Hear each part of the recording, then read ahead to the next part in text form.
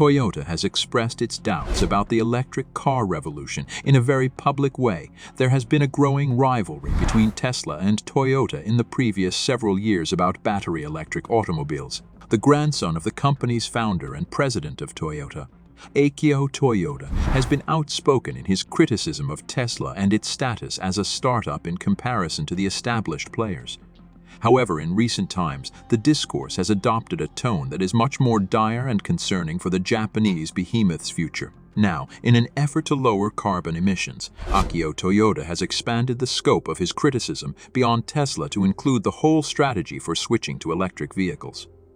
But the environment isn't the subject of his argument. The question is, how many jobs in the Japanese auto sector will be lost as a result of the transition to BEVs? He seems to be basing this on the automobiles that Toyota specifically produces, which are fossil fuel-powered cars with hybrid drivetrains for a little greener option. Because battery electric cars have fewer components and need fewer personnel to manufacture, the ecosystem of third-party suppliers is also smaller. Furthermore, Toyota seldom ever produces these. The worry that the transition to BEVs may significantly affect employment is legitimate. The same worries have been plaguing German automakers. German auto worker unions are concerned about this, and this is one of the reasons given for BMW's setback in its electrification strategy, which had gotten off to such a good start with the A3. However, the global increase in electric vehicle sales, especially in Europe and China, has persuaded car makers in France and Germany that they must get on this bandwagon for existential reasons, regardless of the immediate costs. Toyota, on the other hand, has only introduced one electric vehicle so far, the Lexus UX300, and has only hinted at future electric vehicles, including the BS4X, which has no set delivery date. It's important to keep in mind that Toyota had held a tiny $3 investment in Tesla but sold it at the end of 2016. Given the current valuation of Tesla shares, the finance director may be regretting this choice. This followed in 2015 when Bob Carter, a top executive at Toyota, criticized Tesla for concentrating only on battery electric cars. The remarks can be seen as a response to Elon Musk's description of hydrogen-powered automobiles as fuel cell vehicles. It is obvious that Toyota has placed a large wager on hybrids and fuel cell electric vehicles and against electric vehicles. Battery electric vehicles must have still seemed like a novelty with an unclear future in 2015.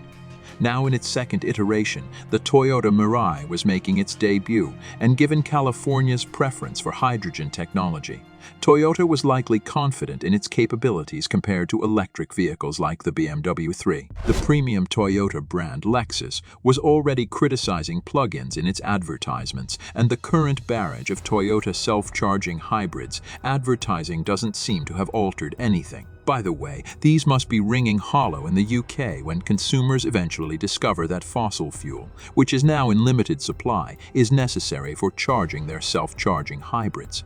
Fossil fuel charging hybrids would be a more appropriate term, but I doubt Toyota would consent to that change. The only people who really want Toyota to fail are the most fervent fans, of whom Tesla, obviously, does have a lot. The world owes Toyota a debt of gratitude for their hybrid technology, which has significantly reduced transportation's carbon footprint over the last 20 years. However, it currently seems that Toyota is prioritizing protecting Japanese employment above environmental demands in order to hold on to its past glories. There will be some life remaining in the hybrid industry over the next 5 to 10 years. The cost of an electric vehicle is still much higher than that of a fossil fuel counterpart. However, this is changing. In the UK, electric vehicle sales have surpassed those of pure diesel. In August, plug-ins also surpassed diesel vehicles in Europe. Although the fall in gasoline-powered vehicles is slower, it is still evident.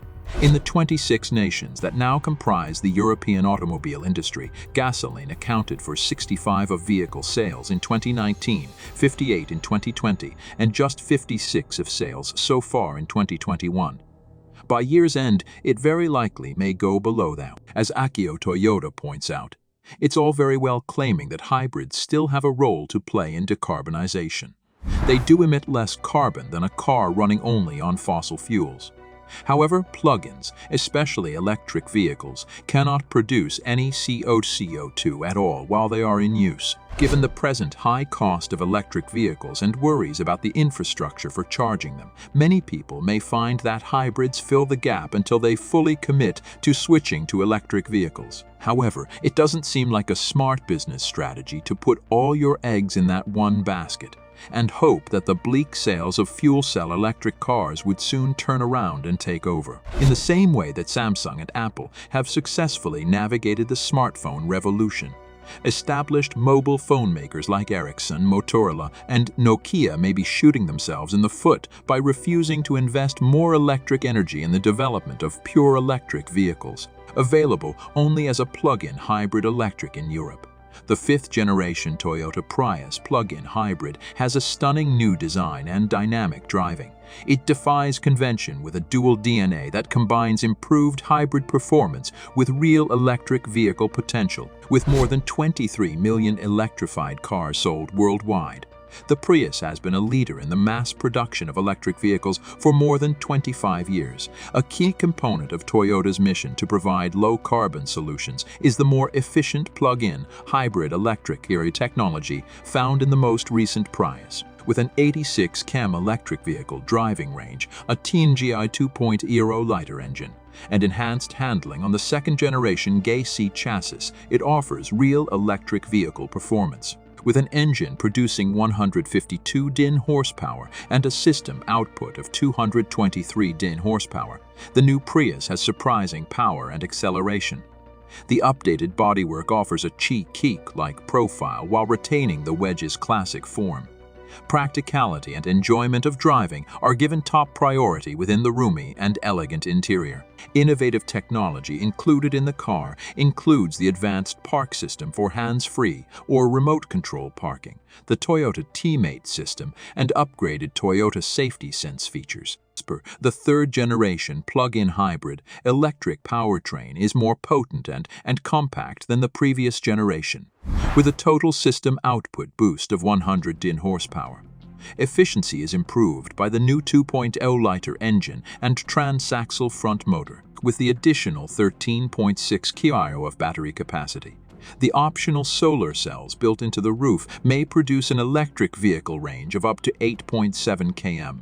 The Prius plug-in hybrid maintains efficiency while reaching the pinnacle of power and performance. With bigger 19-inch wheels, a 50 mm longer wheelbase, and a 50 mm lower roofline, the updated Prius exterior has a progressive look.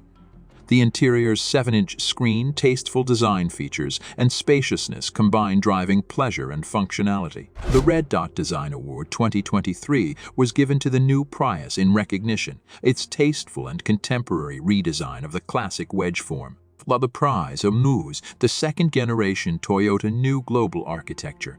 H&D architecture serves as the foundation for the new Prius, which provides enhanced handling, stability, and passive safety. The platform supports Toyota's goal of being completely carbon neutral and uses recycled materials. Predictive efficient drive, solar charging, multimedia connection, and other technologies improve fuel economy and ease of use when driving a Prius. The most recent iteration of the Toyota Teammate system, which includes an upgraded advanced park system, a driver monitor camera, and Toyota Safety Sense technology, is standard equipment on the Prius. The new Prius is in line with Toyota's goal of being carbon neutral while providing better electrification to more European consumers. The Prius plug-in hybrid, which is a component of Toyota's multi-path strategy, offers consumers who don't have easy access to charging infrastructure a workable alternative by combining smart resource use with everyday electric vehicle driving. By 2025, Toyota wants to sell 5.5 million electrified cars worldwide, and by 2035 it wants to have 100 of its cars electrified in Western Europe.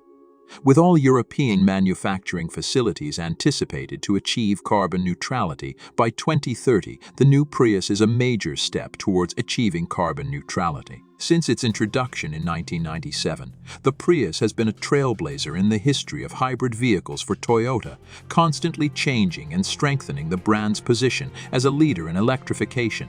By 2025, Toyota also intends to introduce 15 new battery electric cars, some of which will be built on its ETNGA platform. Toyota wants to hold onto its top position in the global car industry by following a customer-focused and diverse approach. The business unveiled the N-Bly 5X compact SUV and the B6 mid-size SUV2, upcoming all-electric ideas during the Japan Mobility Show in November 2023. Toyota stressed that careful preparation and collaborations with battery producers like Panasonic and CATL were used to create these solutions.